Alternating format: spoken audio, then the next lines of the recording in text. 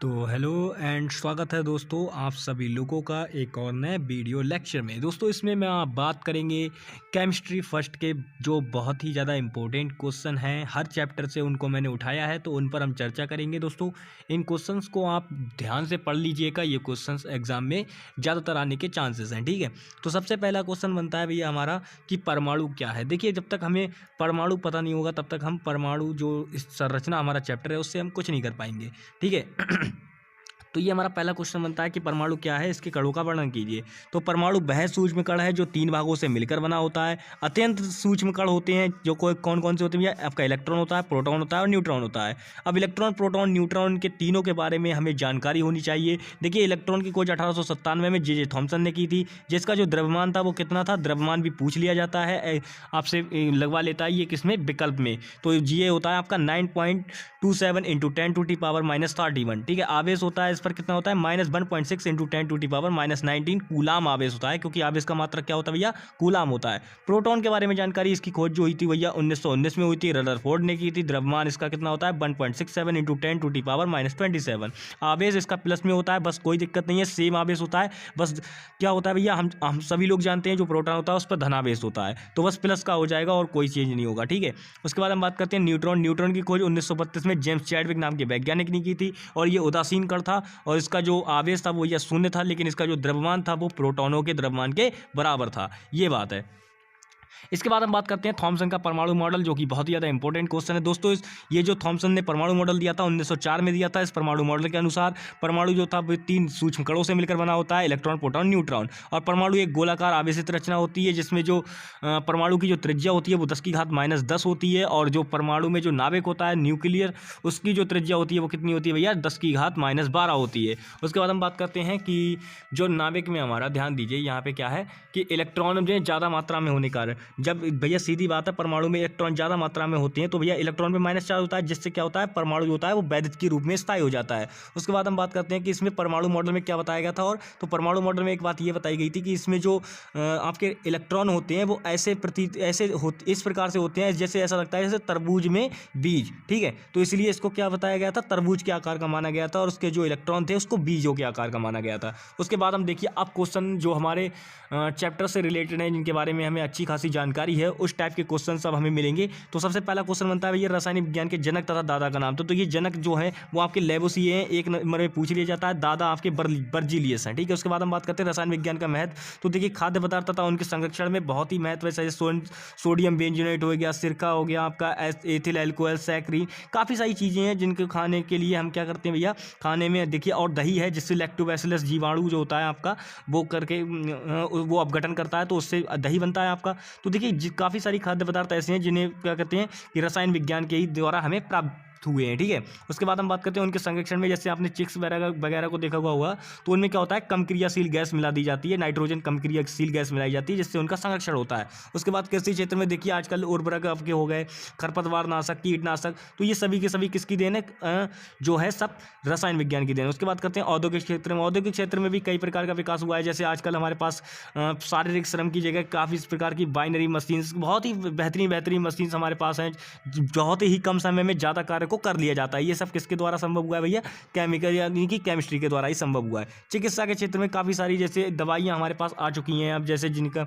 आपका खसरा थी और चेचक था, फ्लैग थी, काफ़ी सारी बीमारियां थी जिनका इलाज करवाना लगभग नामुमकिन था, लेकिन आजकल हम उनका इलाज बहुत ही आसानी से कर लेते हैं, क्योंकि बहुत ही आसानी से हो जाता है। हमारे पास इतनी सारी दवाइयाँ हैं, मेडिसिन हैं। चिकित्सा के क्षेत्र में जैसे आपने देखा होगा औषधियों के क्षेत्र में बात हो गई थी, ये अब चिकित्सा के क्षेत्र में बात करते हैं। तो ये देखिए चिकित्सा के क्षेत्र में क्या है कि हमारे पास काफ़ी सारी तकनीकें, जैसे MRI हो गया, एक्सरे हो गया, और आपका अल्ट्रासाउंड हो गया, पैथोलॉजी लैब परीक्षण, ये सारे के सारे जो भी हैं सब कुछ चिकित्सा के क्षेत्र में, ये जितनी भी उपलब्धियां मैंने आपको बताई हैं ये सब रसायन विज्ञान की देन। दैनिक जीवन में अगर हम बात करें कि जो हम पानी भी पीते ना, वो भी आपका केमिस्ट्री के अंतर्गत आता है, उसमें भी आपके केमिस्ट होती है, यानी केमिस्ट्री होती है जल में भी। ठीक है, तो पानी पीने से लेकर शाम तक जितनी भी आप क्रियाएं करते हैं, यानी कि हमारे शरीर में जो पाचन की क्रिया भी होती है वो वो भी एक रेडॉक्स रिएक्शन होती है, ये बात आप जानते होंगे। तो यानी कि दैनिक जीवन में भी हमारा काफ़ी इसका उपयोग होता है। उसके बाद हम नेक्स्ट क्वेश्चन की तरफ बढ़ते हैं आगे। नेक्स्ट क्वेश्चन है भैया द्रव की अवस्थाएं क्या है और द्रव क्या है। तो प्रत्येक वह वस्तु जो स्थान घेरती है इसका कुछ ना कुछ द्रव्यमान होता है जिसको हम अनुभव कर सकते हैं या महसूस कर सकते हैं, आपकी द्रव कहलाती है। द्रव की 3 अवस्थाएं होती हैं, ठोस, द्रव, गैस। और ये आई होप कि ये चीज़ बहुत ज़्यादा छोटी है, आपको बताने की जरूरत नहीं पड़ेगी। उसके बाद हम बात करते हैं शुद्ध पदार्थ क्या होते हैं। तो देखिए वे पदार्थ जिनको अवयवी उनके अवयवी कणों में विभाजित नहीं किया जा सकता शुद्ध पदार्थ कहलाते हैं, यानी प्योर सब्सटेंस कहलाते हैं। ये 2 प्रकार के होते हैं, तत्व तथा यौगिक। तत्व में क्या होता है, एक ही प्रकार के कण उपस्थित होते हैं। यौगिक में क्या होता है कि जब 2 या 2 से अधिक तत्वों को निश्चित अनुपात में मिलाने पर प्राप्त द्रव्य क्या कहलाता है, प्राप्त द्रव्य आपका यौगिक कहलाता है, यानी कंपाउंड कहलाता है। उसके बाद हम बात करते हैं धातु कण। धातु क्या होती है, ठीक है, धातु क्या है। तो वे तत्व जो इलेक्ट्रॉन त्याग कर धनायन बनाने की प्रवृत्ति रखते हैं धातु कहलाते हैं। सोना, चांदी, सोडियम, कैल्शियम जो भी हैं ये सब की सब धातुएं हैं आपकी, ठीक है। उसके बाद हम बात करते हैं इनकी प्रॉपर्टीज। तो देखिए धातु में तन्यता का गुण पाया जाता है, आवर्त वर्धनता का गुण पाया जाता है, विद्युत के सुचालक होते हैं, ऊष्मा के सुचालक होते हैं, चमक होती है, गलनांक तथा क्वथनांक उच्च होता है और हाई डेंसिटी यानी कि उच्च घनत्व वाले होते हैं, ठीक है। उसके बाद हम बात करते हैं कि उस धातु का नाम बताओ जो अधातु का, देखिए उस अधातु का नाम बताओ जो विद्युत की सुचालक है। तो देखिए ये भैया ग्रेफाइड है, 1 नंबर में पूछ लिया जाता है, इसको ध्यान रखना, ठीक है। ये एक्सेप्शन है यानी कि अपवाद है इसका। उसके बाद हम बात करते हैं भैया कि जल किस प्रकार का यौगिक है। तो देखिए ध्यान दीजिए जल एक अकार्बनिक यौगिक है क्योंकि इसमें कार्बन नहीं होता है। इसका अणु सूत्र जो होता है वो होता है भैया H2O। और ये एक यौगिक किस प्रकार से है, यौगिक इस प्रकार से है क्योंकि इसमें जो मूल अनुपाती सूत्र यानी कि इसमें जो इसके अणुओं का जो अनुपात होता है, सरल अनुपात होता है, वो 1:8 होता है। आप चाहे जल को किसी भी विधि से बना लीजिए, ये अनुपात नियत रहता है यानी निश्चित रहता है, नहीं बदलेगा कभी भी। भंगुरता का गुण क्या है भैया, इसके बारे में नेक्स्ट क्वेश्चन है, भंगुरता का गुण क्या है। तो भंगुरता का गुण अधातु में पाया जाता है। यदि किसी भी अधातु को पीटा जाए तो वह अपने अवयव में टूट जाती है। जैसे आयोडीन जो हमारे पास अधातु है ये ठोस होती है और इसे जब हम पीटते हैं तो ये अपने अवयवों में विभाजित हो जाती है। यही गुण क्या कहलाता है, ब्रिटलनेस यानी कि भंगुरता कहलाता है। उसके बाद अणु तथा अणुभार को परिभाषित करें। तो 2 या 2 से अधिक परमाणु आपस में मिलकर अणु का निर्माण करते हैं। अणु 2 प्रकार के होते हैं, समपरमाणु अणु और विषमपरमाणु अणु। समपरमाणु में क्या होगी, मान लीजिए ये H परमाणु है, ये H परमाणु है, तो ये क्या बन गया भैया H2 बन गया, यानी कि ये भैया आपका क्या बन गया, अणु बन गया हाइड्रोजन का, ठीक है। इसी प्रकार से विषम परमाणु में क्या होगा भैया, 1-2 अलग प्रकार के परमाणु होंगे, सीधी सी बात है। तो अब देखिए अब बात करते हैं कि अणु भार क्या होता है। तो किसी अणु में उपस्थित सभी परमाणुओं के परमाणु भार का योग उसका अणु भार कहलाता है। जैसे आपके ग्लूकोज का मैंने आपके सामने निकाल के रख रखा है, तो इस प्रकार से आपको निकाल लेना है, ठीक है। उसके बाद हम बात करते हैं रासायनिक समीकरण क्या होती है। तो किसी रासायनिक अभिक्रिया में भाग लेने वाले अभिकारकों तथा बनने वाले उत्पादों को सूत्र में निरूपित करने पर प्राप्त जो समीकरण होती है उसे हम क्या कहते हैं, रासायनिक समीकरण कहते हैं। जैसे कि मैंने ये आपके सामने देख रखी है, ये मैंने क्या किया है, ये मैंने हाइड्रोजन और ऑक्सीजन की रिएक्शन कराई जिससे मुझे जल बना, लेकिन मैंने इसको जब सूत्र में निरूपित किया तो ये कुछ इस प्रकार की दिखने लगी जिसे हम समीकरण कहते हैं, रासायनिक समीकरण। उसके बाद हम बात करते हैं सीमांत अभिकर्मक क्या है। तो किसी अभिक्रिया में 2 या 2 से अधिक अभिकारक भाग लेते हैं। अब उनकी मात्रा अलग अलग होती है, तो जिसकी मात्रा कम होती है वह अभिक्रिया के दौरान समाप्त हो जाता है, रुक जाता है। तो ऐसा अभिकर्मक क्या कहलाता है, आपका सीमांत अभिकर्मक कहलाता है। इसमें AgNO3 यानी सिल्वर नाइट्रेट जो है ये आपका सीमांत अभिकर्मक का कार्य करता है क्योंकि ये क्या होता है, ये रुक जाता है, ठीक है। इस यानी कि ये जो क्लोरीन होता है NaCl से क्लोरीन यहाँ पे आ जाता है और Na2CO3 ये क्या हो NaNO3 यानी सोडियम नाइट्रेट यहाँ पर बन जाता है ये, ठीक है। उसके बाद हम बात करते हैं मोलरता क्या होती है। देखिए बहुत ज़्यादा इंपॉर्टेंट है, मोलरता को मैं नहीं लिया हूँ क्योंकि मोलरता अभी नहीं है, बट लेकिन मोलरता बहुत ज़्यादा इंपॉर्टेंट है तो इसको ध्यान से देख लीजिएगा। तो मोलरता में क्या होता है कि किसी 1 लीटर विलयन में उपस्थित विलय पदार्थ के मोलों की संख्या उस विलयन की मोलरता कहलाती है। इसे कैपिटल M से प्रदर्शित किया जाता है। इसका मात्रक मोल प्रति लीटर होता है, ठीक है, इसका मात्रक मोल प्रति लीटर होता है। इससे रिलेटेड न्यूमेरिकल भी आपको मिलेगा, ये बात ध्यान रखना।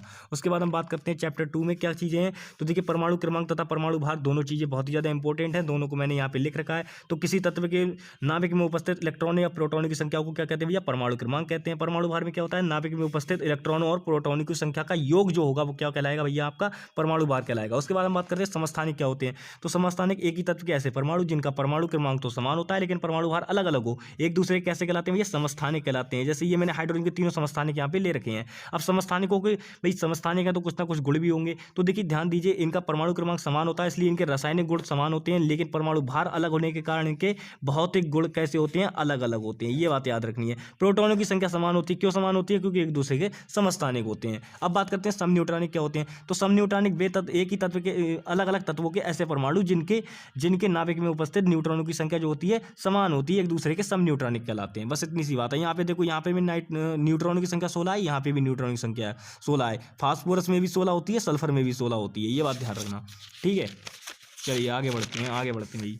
आगे बढ़ते हैं, आगे बात करते हैं कि कोष क्या होते हैं, इनकी विशेषताएं बताएं। कोष क्या होते हैं, इनकी विशेषताएं बताएं। तो नाभिक के चारों ओर का वह दीर्घवृत्ताकार पथ जिसमें इलेक्ट्रॉन चक्कर लगाता है कोष कहलाता है। कोष मुख्य ऊर्जा स्तर को दर्शाते हैं। इन्हें KLN अक्षरों से व्यक्त किया जाता है। इनमें इलेक्ट्रॉनों की जो संख्या होती है वो कितनी होती है, 2, 8, 18, 32 होती है। ठीक है, अब देखिए कोष अगर आपसे पूछ ले कि किस प्रकार के होते हैं, तो देखिए जो KLMN ये जो कोष हैं इनमें हम कैसे करके पता करेंगे। तो देखिए जो सबसे भारी कोष होता है उसे संयोजी कोष कहा जाता है। भारी कोष से जो अंदर की तरफ होता है उसे पेनल्टीमेट कोष कहा जाता है। जो और अंदर की ओर होता है उसे एंटी पेनल्टीमेट कोष कहा जाता है। और जो सबसे अंदर होता है उसे आंतरिक कोष कहा जाता है। ठीक है, उसके बाद हम बात करते हैं कक्षक क्या होता है। तो नाभिक के चारों ओर का वह क्षेत्र जहां पे इलेक्ट्रॉन के पाए जाने की संभावना सबसे अधिक होती है। कैसी होती है, सबसे अधिक होती है। तो वो आपका क्या होता है भैया, ऑर्बिटल यानी कि आपका कक्षक कहलाता है। कक्षक को एक खाली बॉक्स यानी कि आयत टाइप में दर्शाते हैं, ब्लॉक में दर्शाते हैं। इसमें जो इलेक्ट्रॉन होते हैं उनकी जो गति की दिशा होती है वो एक दूसरे के विपरीत होती है। यानी कि एक आपका क्लॉकवाइज गति करता है, दूसरा आपका एंटी क्लॉकवाइज गति करता है।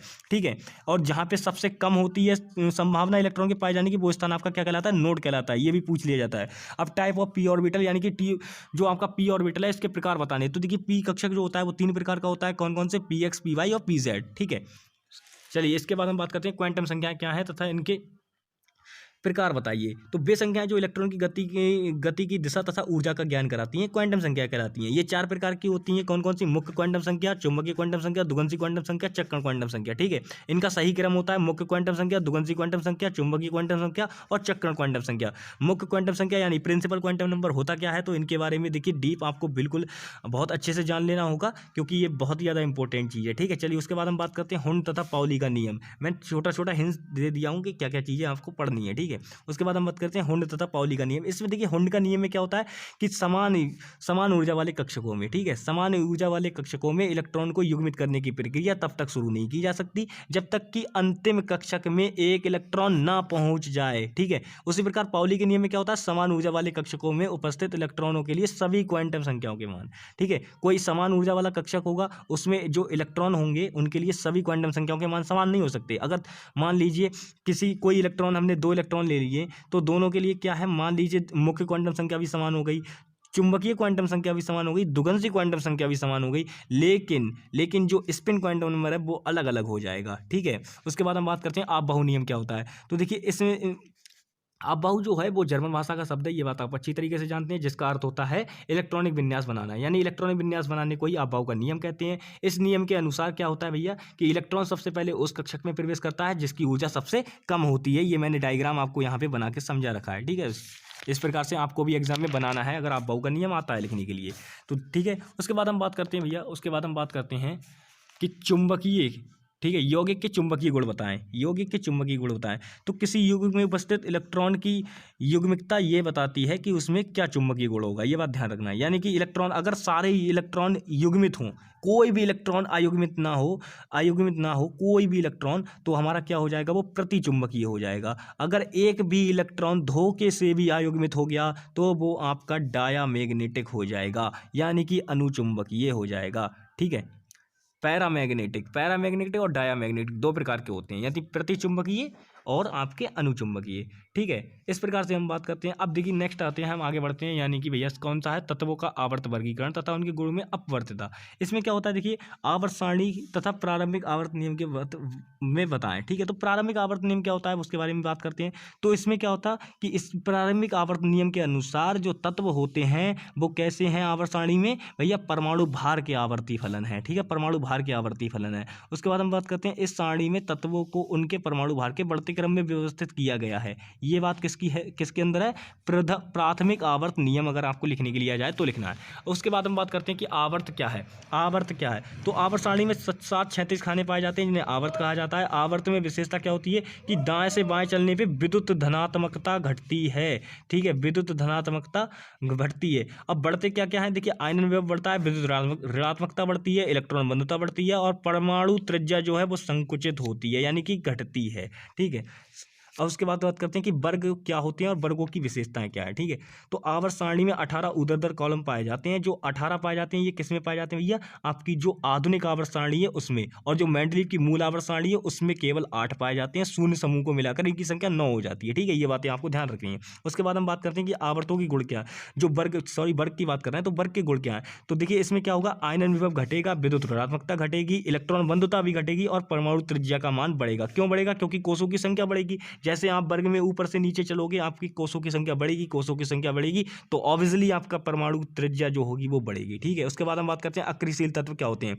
तो अक्रियशील तत्व वे तत्व होते हैं जिनके अंतिम कोष में इलेक्ट्रॉन पूर्णतः भरे होते हैं। यानी कि अगर मान लीजिए अष्टक पूरा करना है तो अष्टक पूरा होगा, यानी कि उसे अगर 18 इलेक्ट्रॉन की जरूरत है तो 18 इलेक्ट्रॉन उसके पूरे होंगे, 32 की जरूरत है तो 32 पूरे होंगे, और 64 की जरूरत है तो 64 भी होंगे। ठीक है, इस प्रकार से यानी कि उसका जो अंतिम कोष होगा वो पूर्णतः भरा होगा, तो वो कौन सा तत्व हो जाएगा, आपका अक्रियशील तत्व हो जाएगा। उसके बाद हम बात करते हैं विकर्ण संबंध क्या होता है। तो देखिए आवर्त सारणी में सेकंड आवर्त तथा थर्ड आवर्त में विकर्ण पर स्थित तत्वों में उनके गुणों में समानता पाई जाती है। यह घटना क्या कहलाती है, आपकी विकर्ण संबंध कहलाती है। यही घटना आपकी विकर्ण संबंध कहलाती है। जैसे कि मैंने ये तत्व ले रखे हैं सेकंड आवर्त और थर्ड आवर्त के।